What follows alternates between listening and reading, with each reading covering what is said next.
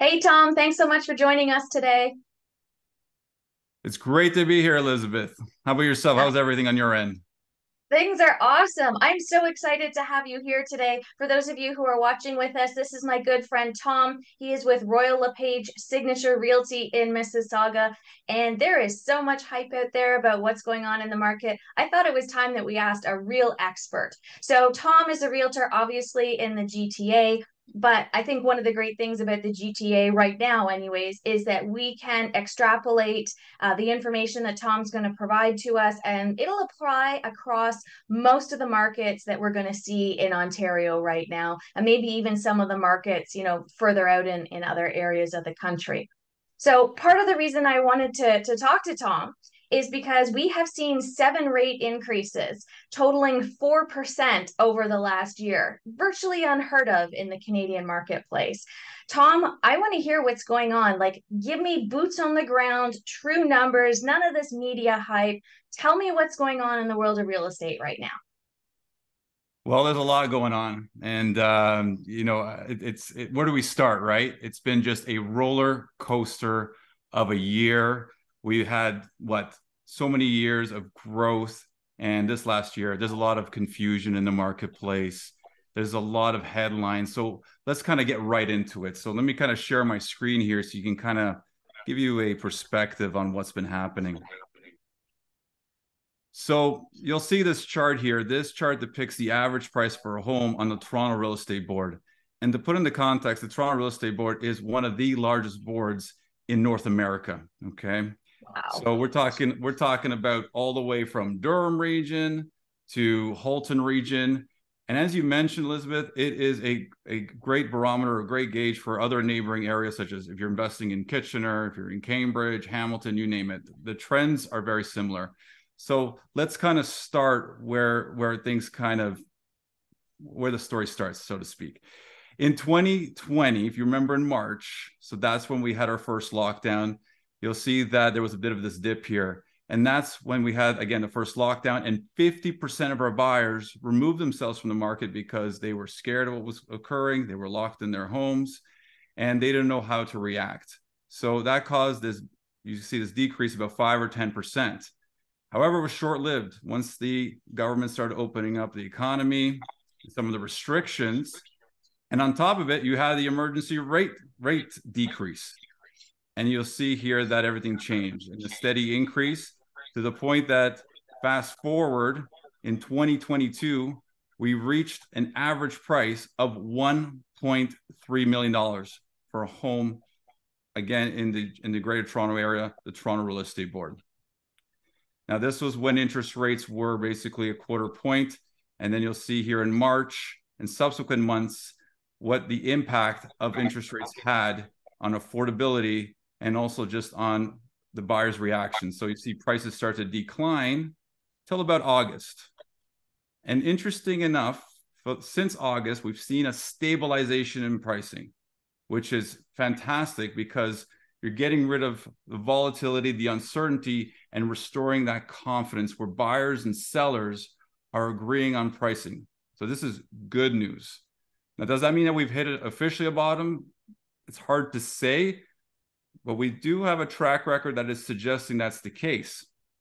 However, when we're looking at pricing, you'll see that our pricing has kind of gone back to where it was in the summer of 2021. So all this here that happened is basically irrelevant, unfortunately. So whenever we're Wow. like looking at properties, trying to value them, we're kind of looking at the comparables from August of 2022 and also in the summer of 2021 in many cases. Absolutely. Now, I look at a chart like this and I go, okay, March 2020, we're down to like, let's say 825 as an average purchase price. And then you look at February, so less than 2 years later, and we're at 1.3 and a half million. To me, that is not sustainable growth. That is not real growth. And I was not surprised at all to see that drop come for whatever the reason was.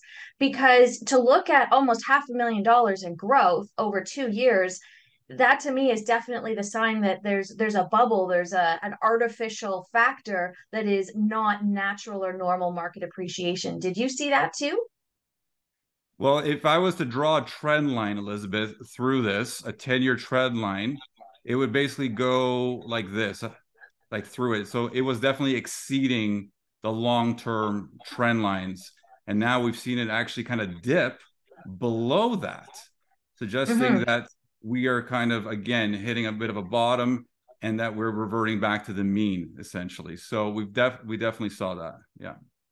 Absolutely. And I think people have this idea that, 2% is a normal interest rate, and that when all the factors, all the external factors that impacted the market are removed, we're going to go back to 2%. I don't see that happening either, because to me, that's the another sort of extremer end of the pendulum swing. And I think we're going to stabilize around 4.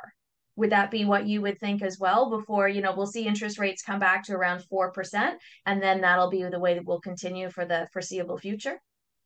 It seems to be heading in that direction. I mean, people when they were forecasting interest rates, I don't think anyone saw this 7 interest rate hikes, 4% in under 12 months. And Hmm. just now they released inflation figures. I believe they came in about 6.2, 6.3%. So it's working, but maybe not fast enough. So it's telling me that it's going to take time for interest rates to really take their effect. And to your point, is 3-4% normal? It sounds about right, and it's still historically low. From people I Yeah. speak to that bought real estate in the 90s and in the 80s, that's still pretty low. Yeah, absolutely. And I think one of the key takeaways here for investors who are watching this segment with you is that we should be running our numbers at like 7% as a stress point, but don't go back to, future projections that are to 2%. You should be using 4 or somewhere around there as sort of a stabilization, a predictive stabilization rate. Especially in these times, I would say, yeah, that's a good approach to when you're trying to figure out your cash flows and you're trying to basically you're always trying to assess risk and Yes. long-term risk for that matter. So yeah, I think that's a good approach. Yeah. Perfect. All right. Awesome. Okay. Back to you, Tom. Okay, so let me just kind of switch the slide here. So again, going back to the GTA here, one thing that's really important, I'd say, is volume of transactions. Now, why is that? Because it shows how the market is behaving and how much confidence there is actually in the marketplace and agreement on pricing. So for 2022, our volume of transactions fell by 38% to 75,000. Last year in 2021, we had about 120,000, give or take. Why is Yeah. that the case? Because there was a fear of missing out. There was psychology of people, hey, I want to get in the market. Interest rates are low. I don't want to miss out. And that was an anomaly, of course. We never really hit that level. The long-term average has been about 90,000. So this 75,000 of number of transactions is actually a 14-year low. 14 years. So That's wild. yeah, exactly. However, I'm thinking this year, because we're seeing some stabilization, less volatility, you're going to see more agreement between buyers and sellers on pricing. You'll see that pop back right up, which is fantastic. Yeah. So then we'd be looking at moving into a balanced market, whereas right now it's a buyer's market. And the other interesting thing, you said 14 years ago. Well, I'm not the greatest at math, but 14 years ago was 2008. That was a pretty significant year for real estate investors. Exactly. So you see kind of the correlation between volume and so-called good and bad times, right? And, Yeah. and that just speaks to what's been happening. And to tell you the truth, the volume tends to rebound a year after. So I expect a much better year for 2023. Absolutely. Now, the interesting thing is that there's going to be some people who are in some trouble because of all the interest rate increases, and because utilities have gone up and taxes have gone up and insurance has gone up. Like my mom lives in Toronto. Her proposed property tax increase is 5.5%. So for someone who's working, it might not be so bad, but for seniors and those kinds of people who are on fixed incomes, that could be a significant amount for them. So would that be contributing to increased volume? As people going, I just can't afford to keep my house, or I just can't afford to live in Toronto anymore? it definitely is. Like one of my concerns too for this year, because I had at least 5 phone calls in the last week with people who took on too much debt and were expecting to refinance at a higher price, which hasn't happened. They can't Hmm. afford the payments, and their renewal is higher than what they expected. And that's alarm bells. And they're hopeful that something will change, but the the forecast is suggesting, like you said, a stable and balanced market, which means not much price growth, which means that these, unfortunately, some of these people may have to sell. Yeah. And traditionally, the mortgage default rate in Canada has been under 1%. But from the people I'm talking to, for example, I did a discovery call earlier this week with a gentleman who works for one of the big five banks, and he's in collections. And he said they're definitely seeing people can't make the payments on their credit cards. People can't make the payments on their lines of credit. People are struggling to make their mortgage payments. So when we start to see these factors, we know there's about to be a whole bunch of properties that are going to be listed, and then there's going to be a whole bunch of people who were previously homeowners who are now looking for rentals. And the rental market is super tight already in Ontario. Yeah, no, absolutely. I mean, thank God they did the stress test at least. I would say that Yeah, was a good thing. yeah. But we exceeded that, right? I mean, it was like a 2%, and we went up 4%. For the vast majority of people, I'll put a positive spin on it in a sense, like for the vast majority of people that took variable rates, I'd say they're in good shape. To your point again, the defaults on mortgages is less than 1%. I think it's even less than 0.5%. Now that might bump up and double, but then is that going to be a material impact on the market? I don't think so. We have a better banking system than what the United States had in 2008, right? We still require income documents, Mm-hmm. right? And I just think that that yes, there will be some impact, but how material of an impact, I don't think it'll be too significant. There'll just be, unfortunately, some people that will have to make some hard decisions. Yeah. Yeah, and that's a really key point, Tom. And I think, if you are in a situation where you need to make a hard decision, I would always rather be in the driver's seat in that situation. So I think this is a bit of a wake-up call for some people. Look at your finances and figure out if there's something that you need to adjust. I mean, I just went with my team, I just went through all of our company expenses. We looked at all of our subscriptions. We looked at, where is money leaving? And then are there any ways that we can eliminate at least some of that unnecessary spending and make sure that we're in a really solid financial position? And I think all investors should really be doing that every year. Anyways, we're diverting from our original purpose. Carry on, Tom, because this is fantastic information. Okay, last this slide here just kind of shows what happened in December of 2022 with 2021. You'll see that our volume there on sales. So that again, that's the really sales means the number of buyers are transacting. You'll see that that fell by 48%, right? From essentially 6,000 transactions to 3,000. But what I want to point out here are the active listings. So you'll see here that the inventory here went from 3,200 homes to 8,600 homes for a bump of, well, close to 169%. Now, Wow. even though that has jumped, we still have very low supply. Okay. And I'll repeat that the supply remains low and is actually cushioned the effects of the interest rate hikes. So let me kind of go back to this slide here. If you recall that we've seen price stabilization since August. During this time, we've had at least 2 or 3 interest rate hikes, but you'll see that it has not really taken effect too much. And why? Because that low supply has cushioned the effect of it. So some people could argue that we've actually outperformed from a real estate perspective, outperform what we should have seen happen. So, essentially, we've gone down by 21% in pricing, but we still outperformed from that perspective. Perfect. Wow. Looking at all this data, I'm so glad I have your your accountant brain to, kind of analyze this and package it all up, because this is a lot of data that you must have had to go through to put all this together. Yeah, no, I mean, I'm a numbers junkie, so I go through this. I mean, realistically, I think we're seeing for 2023 a much better year. And really, it's because of this, the stabilization that we're seeing. We're seeing more agreement between buyers and sellers. We'll see also next week what the Bank of Canada will say about the interest rates. I'm hopeful it's the last one.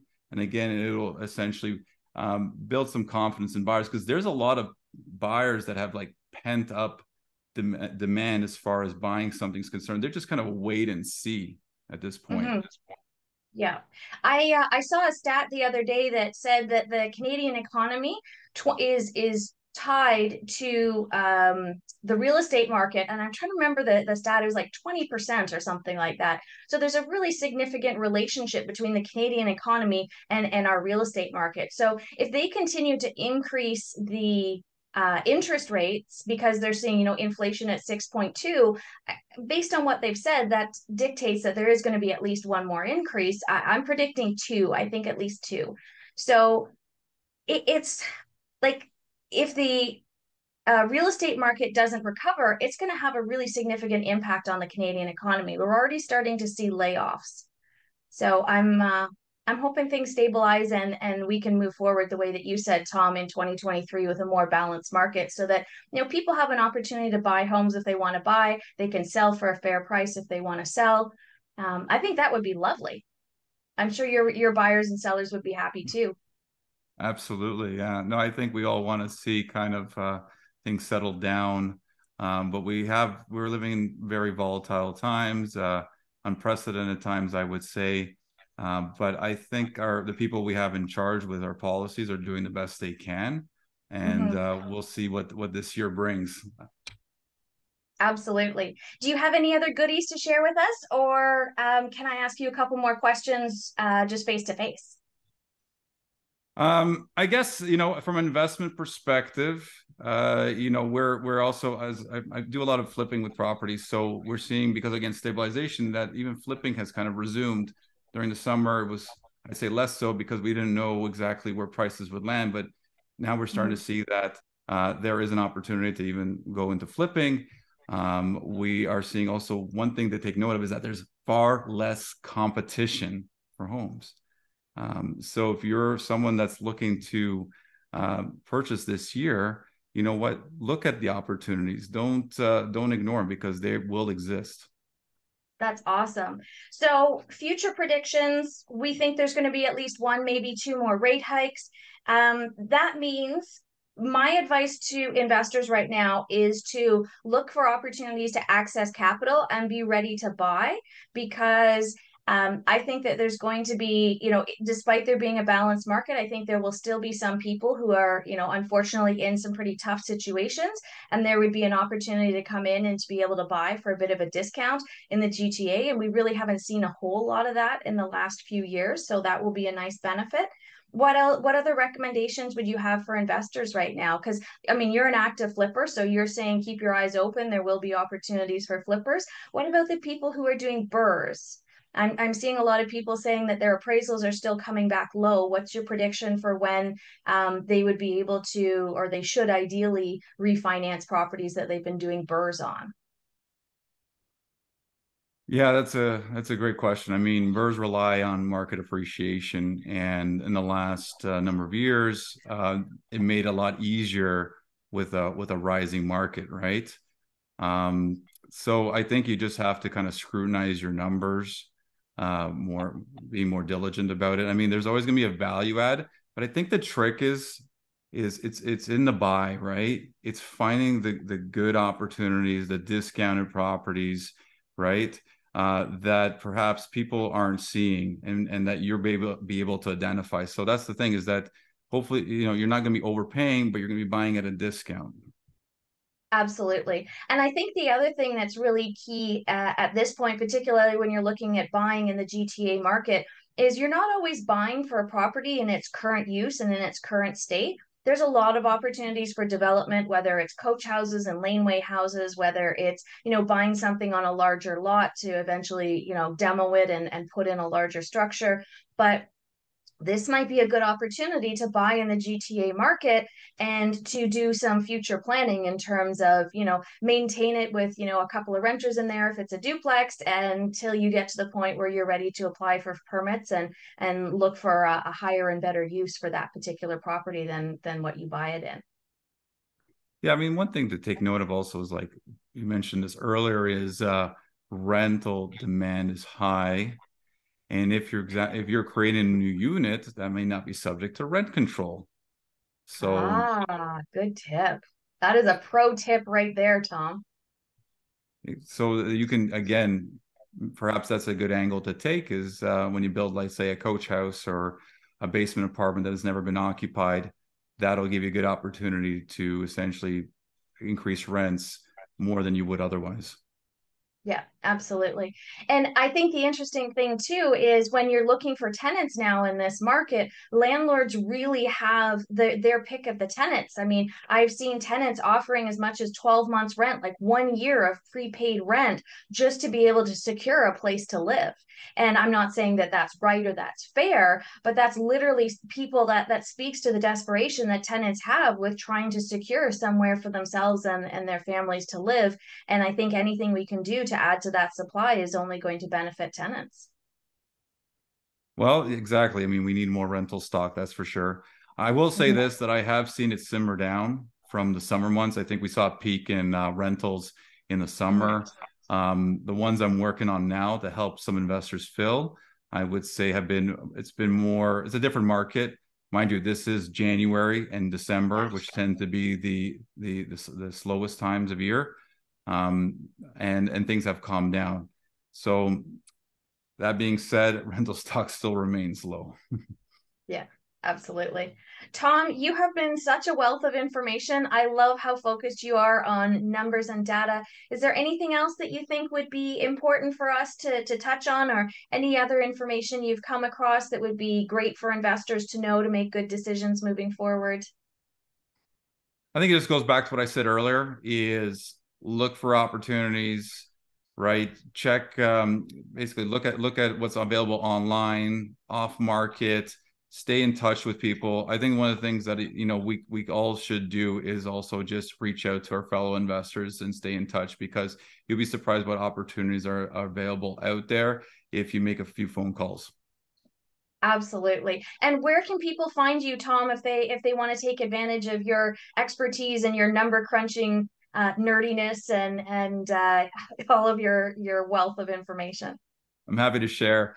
We have our website. It's pobojewski.ca. So hard to say and hard to spell, but you should be able to find it because I'm the only one with that last name, at least with Thomas in front of it. But also we have our office line. It's 905-568-2121.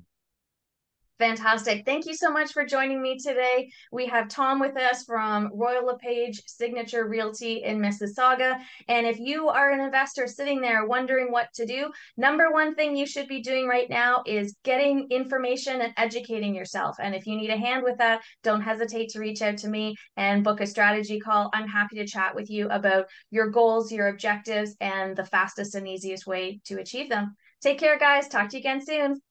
Thanks, everyone.